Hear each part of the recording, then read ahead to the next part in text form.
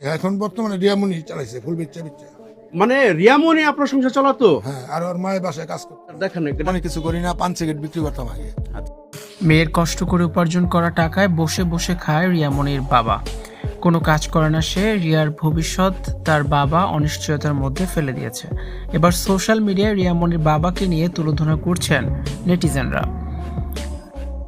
রিয়ামনি এখন সোশ্যাল মিডিয়ায় ব্যাপক ভাইরাল।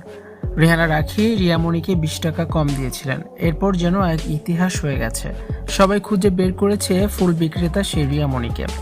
সবশেষ রেহানা রাখি রিয়ামনির কাছে মাপ চেয়েছে, তাকে একটি মোবাইল ও কিছু টাকা গিফট করেছে।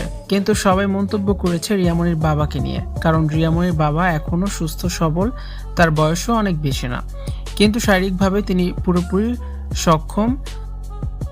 শারীরিকভাবে ফিট থাকার পরেও সে কেন কাজ করছে না, কেন মেয়েকে ফুল বিক্রি করতে পাঠায়, যেখানে কিনা পড়ালেখা করার বয়স রিয়ামনির। প্রতিদিন কষ্ট করে টাকা উপার্জন করে রিয়ামনি। পড়ালেখা করার বয়সে পরিবারের বোঝা তার উপরে, সব টাকা বাবার হাতে তুলে দেয়। রিয়ামনি ও তার মা দুজনেই কাজ করে। রিয়ার বাবা বসে বসে খায়, এমনকি রিয়ামনি ভাইরাল হওয়ার পর যত টাকা পেয়েছে সব টাকাই তার বাবা নিয়ে গেছে।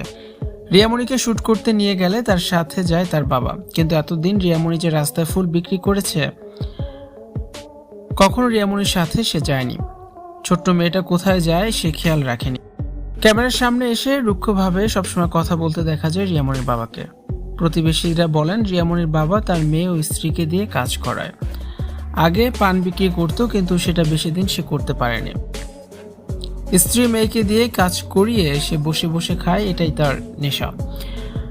বাবার কারণেই রিয়ামনির আজ এমন পরিণতি, এমনই মন্তব্য করছেন নেটিজেনরা। ভিউয়ার্স, এই বিষয়টি নিয়ে আপনাদের কি মতামত জানিয়ে অবশ্যই কমেন্টস করুন আর ভিডিওটি শেয়ার করার অনুরোধ রইল।